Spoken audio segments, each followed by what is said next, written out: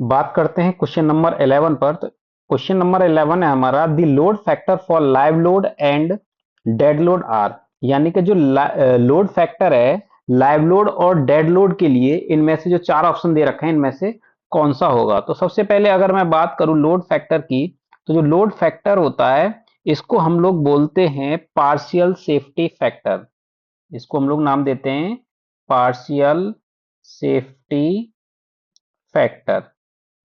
Partial safety factor क्या होता है? ये एक न्यूमेरिकल वैल्यू होती है जो कि एक किसी भी स्ट्रक्चर को जब हम एक लोड पर डिजाइन करते हैं तो उस लोड में इस न्यूमेरिकल वैल्यू को मल्टीप्लाई करते हैं जिससे हमारा जो लोड है वो बढ़ जाए।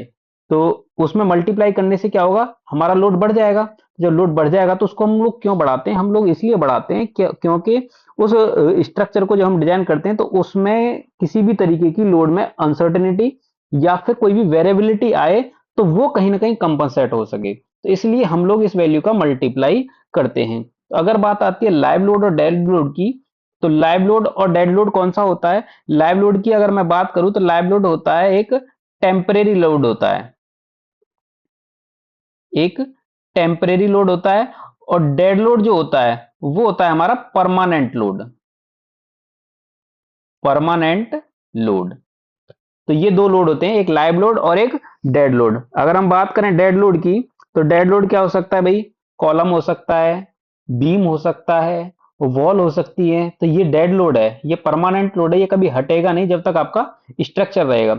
लेकिन अगर हम बात करें टेम्परेरी लोड की या फिर हम बात करें लाइव लोड की, तो ये वो लोड होता है जैसे अगर मान लीजिए टेबल है, कुर्सी है ना। तो ये बेड है, टीवी है, कूलर है, फ्रिज है, कार है आपकी, बाइक है। तो ये सारे लोड क्या है? एक टेम्परेरी लोड है, यानी कि आज हो सकते हैं लेकिन कल को हम इनको हटा सकते हैं। तो ये हमारा क्वेश्चन है इस तरीके से। तो अगर हम बात करें इस वैल्यू की, तो इस वैल्यू के लिए आईआरसी ने सॉरी आईएस 456 2000 के अकॉर्डिंग एक टेबल है हमारे पास। तो उस टेबल में हम लोग बात करेंगे। ये टेबल जैसा कि आप स्क्रीन पर देख रहे हैं, ये टेबल है। इस टेबल से ये वैल्यू हमें फाइंड आउट करनी होती है। तो समझते हैं एक बार इस टेबल से। तो देखिए लोड का कॉम्बिनेशन होता है ना। तो लोड का कॉम्बिनेशन क्या होगा? इस तरीके से आप देख रहे हैं नीचे। और दूसरा होता है इसमें एक limit state of A collapse और एक होता है लिमिट स्टेट ऑफ सर्विसेबिलिटी। तो सबसे पहले अगर मैं इसमें बात करूं लिमिट स्टेट की, तो लिमिट स्टेट क्या होता है कि अगर मान लीजिए कोई भी है हमारा स्ट्रक्चर, जब हम स्ट्रक्चर को डिजाइन करते हैं तो उसमें हम लोग बात करते हैं फेलियर से पहले सेफ्टी और सर्विसेबिलिटी, दो वर्ड पर बात करते हैं। एक होता है हमारा सेफ्टी, दूसरा है सर्विसेबिलिटी। सेफ्टी और सर्विसेबिलिटी के लिए जो हम एक्सेप्टेबल लिमिट यूज करते हैं उसको हम लोग कहते हैं लिमिट स्टेट। तो सेफ्टी का मतलब है कि हमारा कोई भी स्ट्रक्चर हमेशा सेफ रहे, कोलैप्स ना करे। और सर्विसेबिलिटी का मतलब है कि आसानी से हमें वो कोई भी स्ट्रक्चर सर्विस दे सके। तो इस तरीके को मान करके हम लोग किसी भी बिल्डिंग को डिजाइन करते हैं। तो ये होता है हमारा लिमिट स्टेट।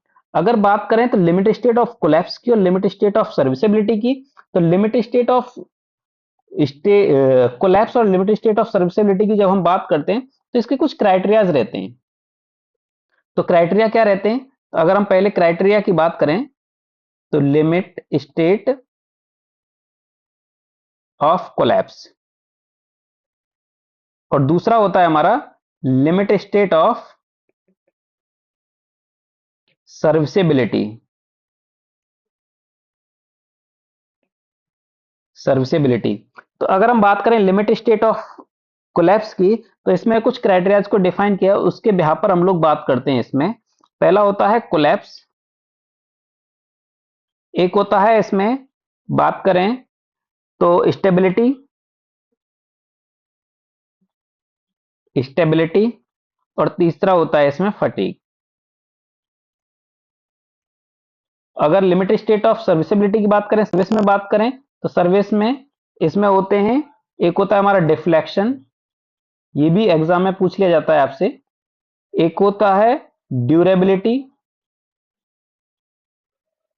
एक होता है हमारा वाइब्रेशन, एक होता है हमारा फायर रेजिस्टेंस।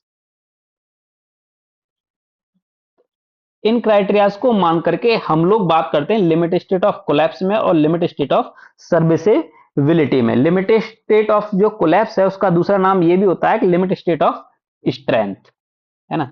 तो ये क्राइटेरियाज जो होते हैं ये लिमिट स्टेट ऑफ कोलैप्स के अंदर आते हैं, और ये वाले क्राइटेरिया होते हैं हमारे ये लिमिट स्टेट ऑफ सर्विसेबिलिटी के लिए आते हैं। तो एग्जाम्पल के तौर पर एग्जाम में आपके पूछ लिया जाता है कि लिमिट स्टेट ऑफ सर्विसेबिलिटी के लिए कौन कौन से क्राइटेरियाज हैं, तो इन क्राइटेरियाज को याद कर लेंगे। या फिर एग्जाम में पूछ लिया जा सकता है आपसे लिमिट स्टेट ऑफ कोलैप्स या फिर लिमिट स्टेट ऑफ स्ट्रेंथ के लिए कौन कौन से क्राइटेरियाज हैं, ये सारे क्राइटेरिया आपको याद होने चाहिए। अब बात आती है, बात करते हैं हम लोग मुद्दे पे अपने। हमारा मुद्दा है कि लोड फैक्टर की वैल्यू क्या होगी लाइव लोड और डेड लोड के लिए। तो दो लोड है हमारे पास, लाइव लोड और एक डेड लोड। तो देखिए लोड का कॉम्बिनेशन हम लोग बात करते हैं, तो लोड का कॉम्बिनेशन कुछ इस तरीके से होता है, एक तो डेड लोड और live load, dead load wind load, dead load live load और विंड लोड। अब देखिए अगर हम डेड लोड और लाइव लोड की बात करें, तीन लोड है हमारे पास, डेड लोड हो सकता है, एक लाइव लोड हो सकता है और एक विंड लोड हो सकता है। तीन ही टाइप के लोड होते हैं जिनको हम लोग कंसीडर करके किसी भी स्ट्रक्चर को डिजाइन करते हैं। अगर मैं बात करूं लोड कॉम्बिनेशन में कि डेड लोड और लाइव लोड की अगर हम बात करें, है ना, डेड लोड और लाइव लोड की अगर हम बात करें तो डेड लोड और लाइव लोड के लिए लिमिट स्टेट ऑफ कोलैप्स में ये वैल्यू रहती है 1.5 और विंड लोड को हम लोग कंसीडर नहीं करते। अगर लिमिट स्टेट ऑफ सर्विसेबिलिटी की बात करें तो डेड लोड और लाइव लोड के लिए ये वैल्यू रहती है 1 और 1। अगर हम बात करें लोड कॉम्बिनेशन में डेड लोड और विंड लोड की, तो डेड लोड और विंड लोड के लिए ये दो वैल्यू होती है। अब इनको समझेंगे, 1.5 और 0.9 इनमें से एक वैल्यू लेनी है। कौन सी वैल्यू कब लेनी है वो बात करते हैं अभी। और अगर हम बात करें विंड लोड की तो इसमें हम लोग लाइव लोड को कंसीडर नहीं करते। क्यों? क्योंकि लाइव लोड को कॉम्बिनेशन में नहीं लिया गया है। तो 1.5 इसकी वैल्यू होगी विंड लोड की। अगर हम बात करें लिमिटेड स्टेट ऑफ सर्विसेबिलिटी में तो डेड लोड और विंड लोड की वैल्यू 1 होती है। अगर हम बात करें लोड कॉम्बिनेशन में तीन लोड्स की तो डेड लोड हो सकता है, लाइव लोड और विंड लोड। तीसरी कंडीशन ये हो सकती है, एक तो कंडीशन होती है डेड लोड और लाइव लोड, एक कंडीशन होती है डेड लोड और विंड लोड, एक कंडीशन होती है डेड लोड लाइव लोड और विंड लोड। तो डेड लोड के लिए ये वैल्यू होगी 1.2, लाइव लोड के लिए कोलैप्स की बात कर रहे हैं और लाइव लोड की वैल्यू 1.2 और विंड लोड की वैल्यू 1.2। अगर हम बात करें लिमिटेड स्टेट ऑफ सर्विसेबिलिटी में तो ये वैल्यू डेड लोड के लिए 1 और लाइव लोड के लिए 0.8 और विंड लोड के लिए 0.8। अब बात आती है कि इसमें एक हम बात करते हैं यहां पर कि डेड लोड और लाइव लोड में जब हम बात कर रहे हैं तो लिमिट स्टेट ऑफ कोलैप्स के लिए दो वैल्यू दे रखी हैं और इन वैल्यू में हमें कौन सा कंसीडर करना है। तो इस वैल्यू में हमें जो कंसीडर करना होगा कि देखिए दो वैल्यू 1.9 और 0.9 में कौन सी वैल्यू कंसीडर करेंगे, तो वैसे तो हम लोग कंसीडर करेंगे 1.5, बट 0.9 वैल्यू हम लोग एक क्राइटेरिया होता है हमारे पास तब हम इसको कंसीडर करते हैं। तो क्राइटेरिया हमारा ये है कि 0.9 value is considered when the stability against overturning.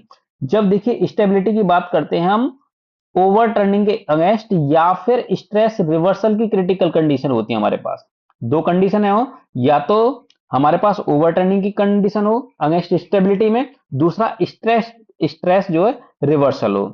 तो वहां पर हम लोग वैल्यू को कंसीडर करते हैं 0.9 को। तो ये वैल्यू मिलती है एग्जांपल के तौर पर ग्रेविटी डैम में। ये भी एग्जाम में पूछ लिया जाता है आपसे कि ग्रेविटी डैमिंग में अगर लोड कॉम्बिनेशन की बात करें विंड लोड और डेड लोड और विंड लोड की, तो कोलैप्स के क्राइटेरिया में हम किस वैल्यू को कंसीडर करते हैं, डेड लोड की वैल्यू को।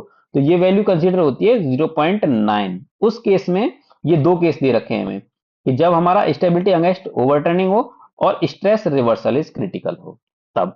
अगर बात आती है हमारे ऑप्शन पर तो इस क्वेश्चन में ऑप्शन नंबर होगा हमारा बी, इसके हिसाब से 1.5 और 1.5।